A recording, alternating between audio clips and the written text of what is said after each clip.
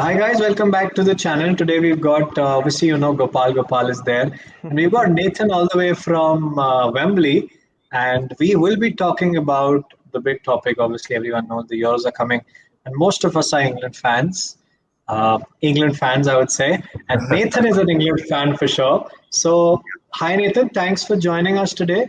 Yeah, my pleasure. Thanks for having me. Yeah, so Nathan, if you could I just want to tell the viewers of who Nathan, I want Nathan to tell the viewers of basically a small story of you, of how you became an England supporter. And, is there like a family tradition in your house? And the first memory you have of actually watching an England game live? Yeah, I think most kids that kind of grow up into football always support their country, no matter whether, for yourselves it's India or whether it's England for me. Yeah. And whenever a tournament comes around, whether it's a Euros or a World Cup, I think our country certainly just takes the tournament in and absolutely loves it, and the football's on for the whole month. It's all around the shops, it's in the streets. People have flags out on their cars, everything. So you can't help but kind of get taken into the tournament and to take an interest in it. But for me personally, yeah, my parents were always, big England fans. My family have always been big England fans, and it becomes a tradition for you. So I think my earliest memory probably was that Beckham free kick against Greece. I think we've all probably seen it at least a few times. Yeah. Beckham for me, was always my favourite player, and I just absolutely adored the guy. So when he puts that ball down and you can just feel it. It's one of those moments where you think it's going to happen, but it can easily not happen, but it does, and it's just such a magical moment when you see that ball hit the net. And I think every England fan, whether they were 4 years old, 10 years old, 30 years old, 60 years old, or whatever, they all fell in love with David Beckham and with England in that moment, because it was just, it was poetry in motion. It was magic. So that's kind of where my interest and my love for England and the national team kind of came from, really. It's quite interesting. I mean, we could relate to what you're saying, not in the football space, but in the cricket space, because we're mainly our country is like really passionate about cricket. And thanks for that. I want to put you in a tough spot right now. Just ask you one question. Mm-hmm. If you had an option, I'm giving you two instances. You have to choose one, right? Would it be Manchester United Champions League final? If you get a chance to go watch Manchester United in a Champions League final, would you go for that, or would you go for a Euro final watching England? Genuinely, even before you said the question, I knew what you were going to ask me. It would be England all the way.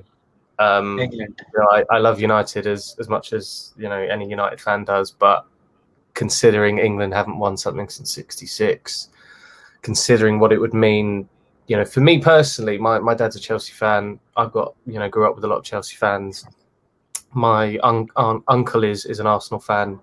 But the one thing that kind of brings us together is the fact that we all love and watch England. So it would actually matter more to all of us, and it would actually be nice for me to celebrate a competition, a trophy with my family and with my dad. That would matter more to me than any United trophy, hands down.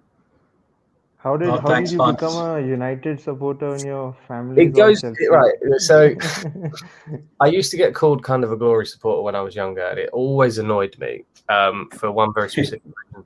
So as I mentioned, I loved David Beckham as a kid, and David Beckham played, quite frankly, for any club, however poor or low level they were, and I would have supported. I'd followed him across the globe. So. It just happens to be that he played for United. He played for one of the best clubs in the world. So that's my excuse out of the glory hunter kind of like tag that I've been given. But yeah, that's kind of my story into United as well. Okay. He's actually from Essex, right? He's somewhere near, I think from Leighton or from Loughton. So from Essex. David Beckham? No, I don't live anywhere near Essex. No, I come from... David Beckham. I'm saying David Beckham. Oh, Beckham, yes, Beckham does. Yeah. No, me personally, no, but Okay, so guys, let's get to England. And first, I want to ask Nathan, how is the atmosphere around in England at the moment? We've been reading a lot of news. We've been reading a lot in the media about obviously selection and everything. How's the general atmosphere there? I'd say excited, to be honest. I think before the previous World Cup, I think a lot of England fans, not me personally, but I know a lot of England fans were kind of bored of England almost. There was like an apathy and a kind of staleness where people were just so used to us not meeting expectations, not, creating memories, not kind of hitting the peak of what our team could do. And it obviously goes back to how many, quarterfinals we got to with the Beckham, the Owen, the Rooney era. That team arguably should have won something. It was that good. Yeah. We'd never seen a generation quite, as quality and in depth as well as that team. So many England fans were really, really tired and kind of bored of England by that point. So obviously, you get to World Cup 2018 and the team there was just something about it. I think there was a kind of mixed demographic. So, you had black and white, you had, so many different demographics, so many different age groups. And I think it kind of epitomized the whole country as a whole now. We're very much a multinational, multi-ethnic society now in England. So the team actually represented that for all of us. And obviously the fact that we did so well, we got to the semi-final, we were, a few minutes away from, potentially getting to a final. All those players had such personality. There was a freedom where the press could go and speak to those players, which I never grew up with. I didn't have that experience. So to have such ease of access to the players, to actually be able to hear the players speak without, having their media training kind of hat on was, I think what brought all of our fan base back to England. So now that we kind of step forward to the Euros where it's, at home, so the fans are very, very close to it, even with the COVID situation. Yeah. I think all the England fans are just so excited to kind of see how the boys do, coupled with the fact that I just think this team is much better than we had in 2018. The quality, the youthfulness, the general ability, we don't have as many square pegs in round holes anymore. I think we've got a side that can challenge with the best. We've seen it, we've shown it. You've only got to look at how many times the English sides have been getting to European finals of late for their clubs. I just think we have got some of the best players in the world at the minute, and therefore England fans are just really excited to see how we do. So I think, quietly optimistic. I don't think England fans are ever, the it's coming home thing always makes it seem as though we're expecting to win it. We're not. We don't expect to win anything. We know how difficult it is. We know how easy it is to fail at this level. So I think all England fans are quietly optimistic and hopeful that we can at least, equal what we did in 2018. But for me personally, I think quality-wise, we should be at least getting to a semi-final and if not a final, to be honest. Thanks for that, Nathan. I want to bring Gopal into the picture and we want to talk about the England-Croatia match, which would be the first match. And there's been a lot of talk. I've been watching a lot of videos on it as well on ITV and Right talking about it, Roy Keane talking about it. Yeah. What do you think, Gopal? I'll come to you first. With the selection dilemma that England has, specifically with attackers, and with the abundance of attacking options they have, as well as right back options specifically. What do you think? How will first of all, let me just put it forward. I know how we three know how Southgate would line up. There'll be Rashford, and there'll be Sterling, and there'll be Harry Kane. Correct me if I'm wrong, Nathan, but that's what I mean, more or less. I mean, there could be a surprise, but there wouldn't be a couple of surprises in the attack, I'm saying. I feel he will drop one of them. I don't think Rashford and Sterling are going to start together. So who? Okay, I'll ask Gopal first. Gopal, who would you start in the attacking options first? In the attacking option, of course, Harry Kane as a number 9, and then if I would have been the manager, I would have played Grealish on the left and Sancho on the right. Basically, these three up front: Kane, Sancho, and Grealish. Because I saw the game, the friendly which England played, and Sancho and Grealish were linking up really well. So I think you have Harry Kane as a target man where England have quality fullbacks, right? So that delivery for Harry Kane is always on. Plus, you have players who can, stretch the opposition back four. Like Grealish can easily take 3 or 4 players, create space for likes of Harry Kane, Sancho, or a midfield player like Mount to come inside the box. So I think Kane, Sancho, and Grealish. It has pace, it has skill, it has clinical finishing. So I think if these three start, I think it's one of the best front three that is there in the tournament. So Sancho has pace, has the ability to go past people. Grealish can easily, brilliant playmaker. And then you have Harry Kane, who is, if you just give him the ball outside the box, it's going to go in the back of the net. So I think if these three are the perfect, in my opinion, but I think Gareth Southgate is going to start maybe Rashford or Sterling. I don't think he's going to go with Grealish. Maybe as a number 10, who knows?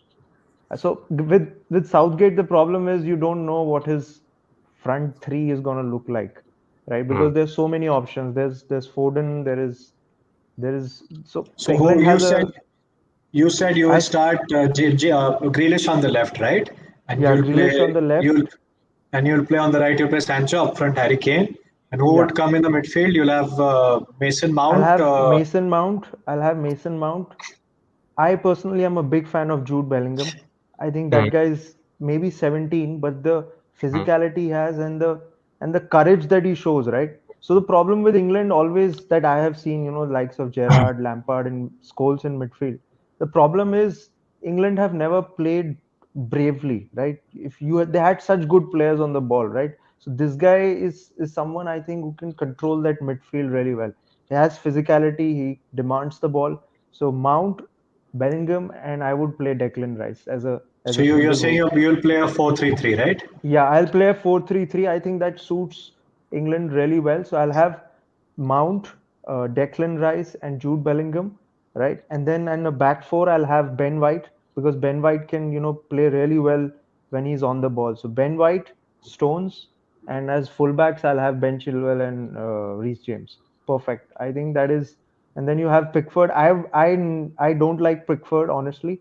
I would have gone with Nick Pope because even though he's not good on the ball, but I think as a goalkeeper, since England have so many good fullbacks and centre backs who are really good on the ball, I don't necessarily think that playing out from the back can be, such a big thing that has been made with Nick Pope. The good with the best part about Nick Pope is if you get a shot from any of the big teams, he's your best chance, right? So that one because Germany, likes of Germany, France, all these guys have brilliant attackers, right? And they're going to put shots on target. With Pickford, there is always a mistake around the corner. So I would have gone with Nick Pope, Ben White. So this is my lineup actually.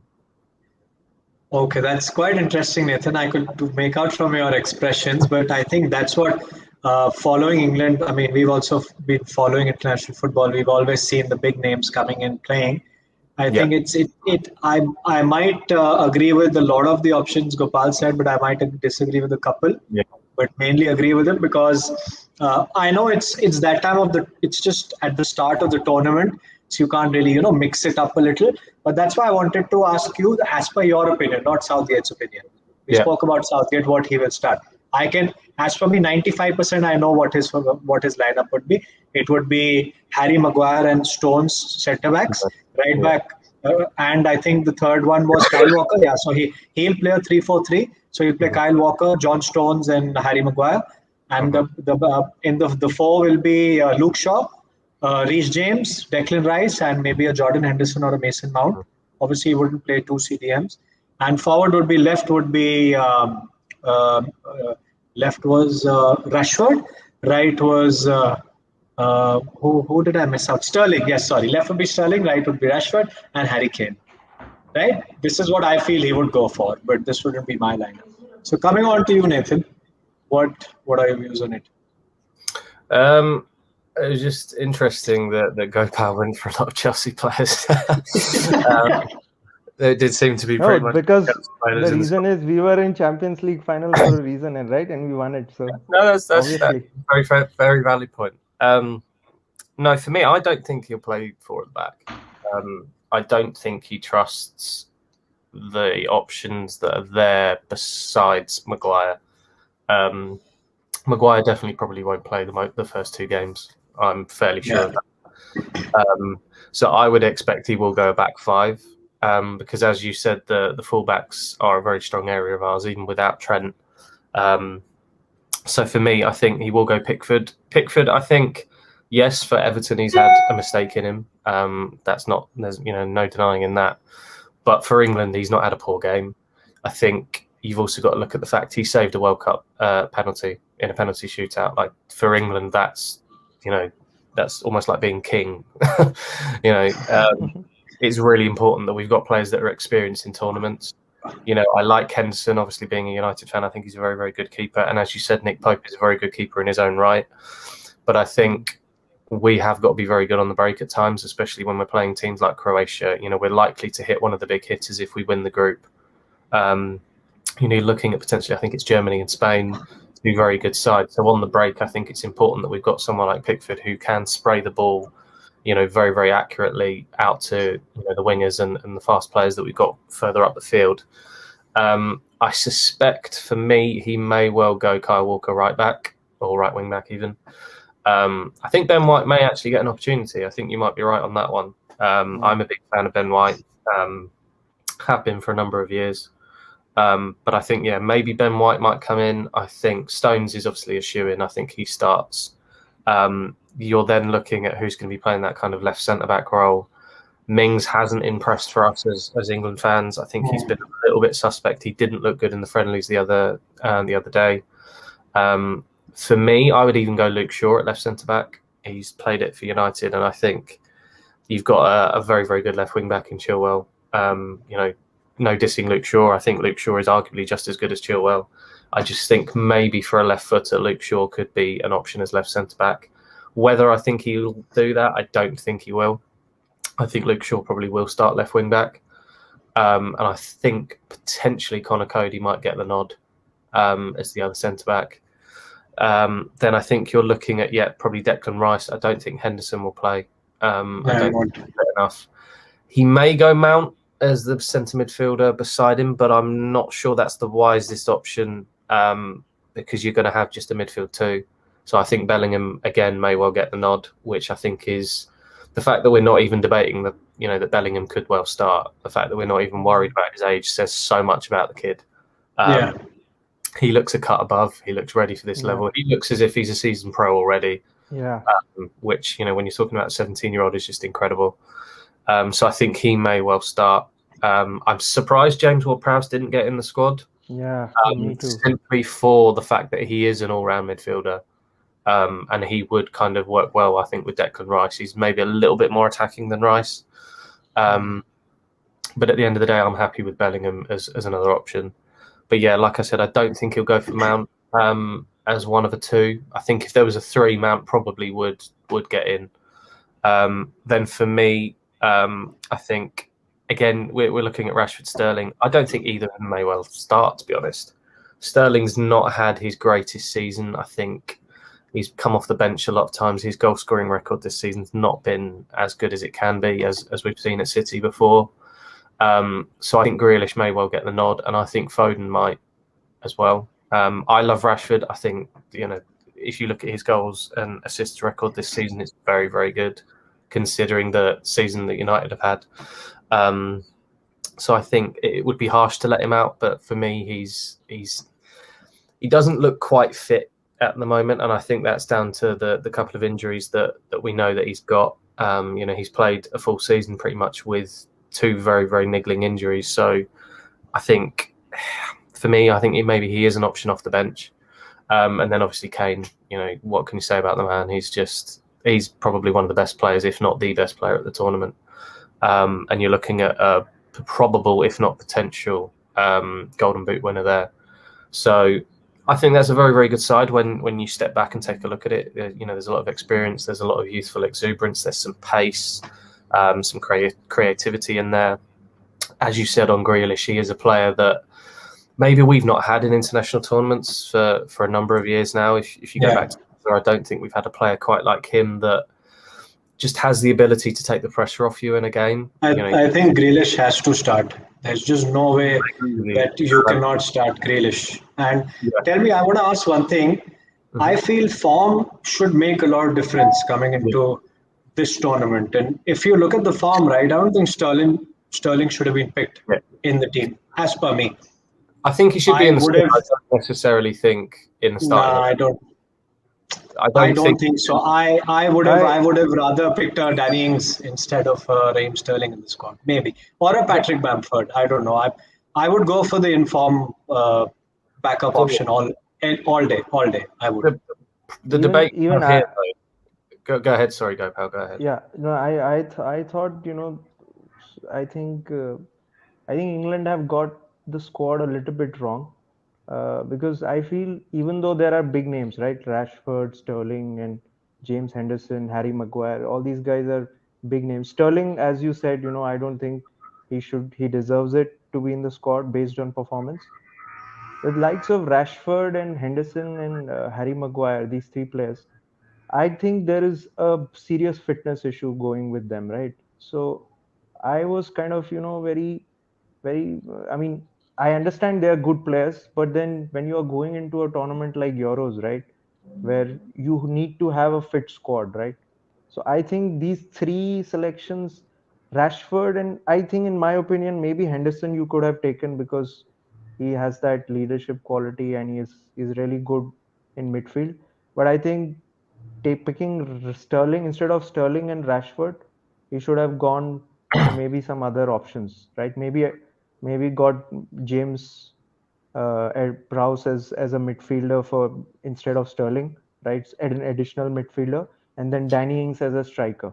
I think England already has a lot of wingers in Foden and Sancho. So I think getting Rashford and Sterling both into the squad didn't make sense to me, given the fact that we already have players like Mount, Sancho, Grealish who can play in wide positions. So I think maybe going with an additional striker would have made more sense, because if Harry Kane gets injured, you have Calvert-Lewin as a starting striker. So nothing wrong with that, right? He's a good striker, but then if you're looking at such a big tournament as Euros, you should have at least three strikers to go with. So yeah, I think on the topic of fitness, so obviously Maguire I think is the big worry. When you come down to Henderson, I don't think he's a million miles off, but I don't think he'll start the first game or maybe even the second game. But Henderson has not played football for 3.5 months now. Exactly. So it's very difficult for him to come back. Absolutely.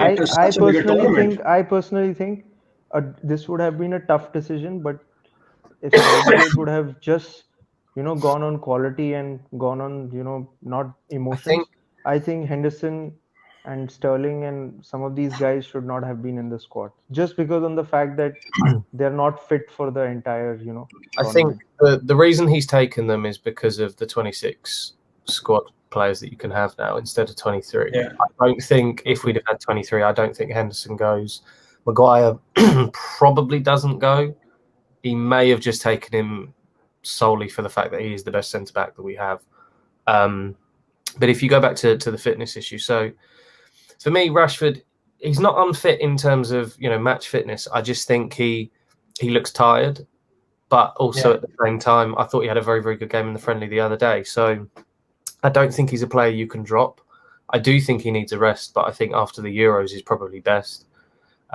He has that quality, he has experience, he has some leadership qualities, as he's shown, both on and off the pitch. So I don't think Rashford is a player that you could drop. Then if you look at Raheem Sterling, he tends to play well for England.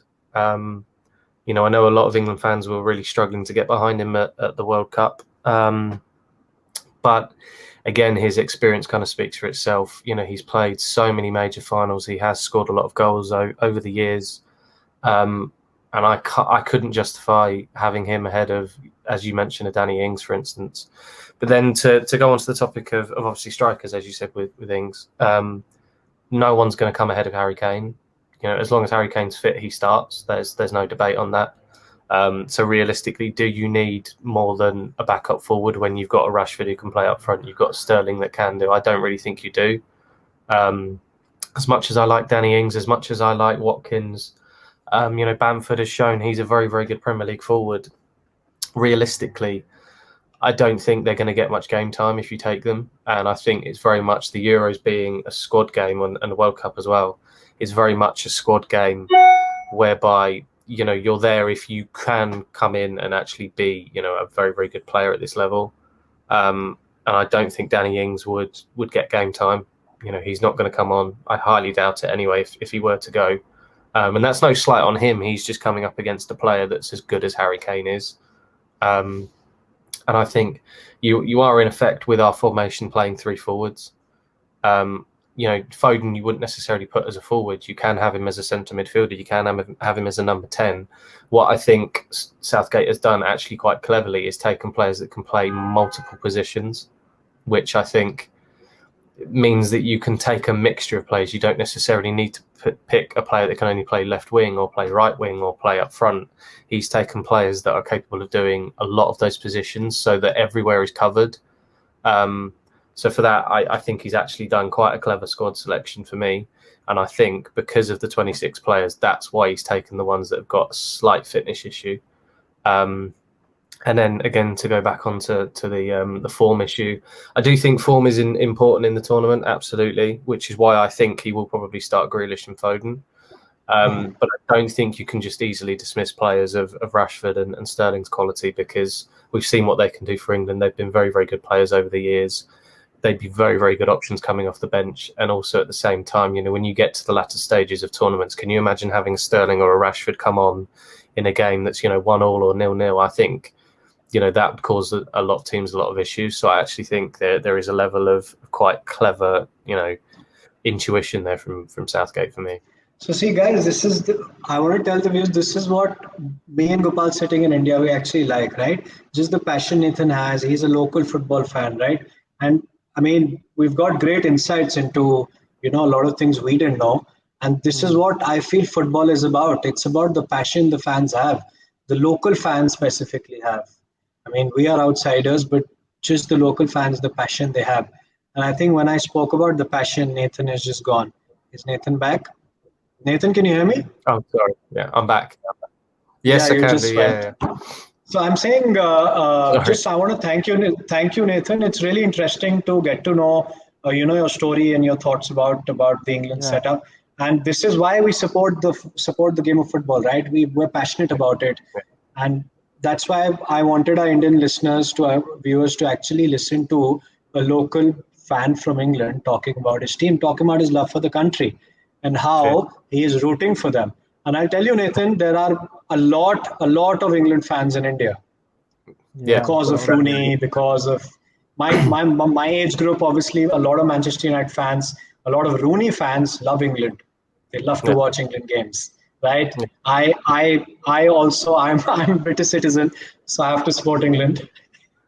Yeah, you've got to. I mean, I think England. There's a community. There's a community element that comes to it, and everybody kind of, everyone has got a common theme to kind of support behind. So it is always nice when, So it is quickly 10. We'll just finish it. It's been 1 hour 7 minutes, and we had a lovely chat. Yeah, we've taken so much of your time, Nathan. We would want to have you more on our videos, because we'll be covering the England team, making content on the England team during the matches. So we would love to get you on board again. And thank you for joining. And just before we finish, I want to ask 10 seconds, last 10 seconds, both of you, is football coming home? Nathan. I don't think so. Prediction. There's only one place it can come, and that is at home. For me, I think prediction, I hope we can get to the final. I would be very disappointed anything less than semi-final. Okay. For me. Yeah, Gopal, quickly, 10 seconds. For me, France wins it. I think France. And England? I don't know. I think England can't say anything, because I think probably they're going to go through group stage, but after that, it's just, you don't know, right, how teams play on a day. But for me, they're not favorites, but they probably, I think, quarterfinals is what I at least expect from this England squad. Thanks for that, Nathan and Gopal. I would say my teams to watch out for are Italy, Netherlands, and Portugal. Obviously, France is there, England is there, but I have a lot of hopes from Italy, because they've been in sublime form, and Netherlands, of course, and as well as, which is the third team I said? Portugal, yes, Portugal. So, guys, thanks for Nathan. Thank you for joining us. Gopal, thanks for joining us. Yeah. And guys, please like, share, and subscribe to the channel. And we'll be getting more content. And I hope you didn't get bored. It's been 1 hour 8 minutes, and I hope Nathan didn't get bored. He was quite late and he spoke really well.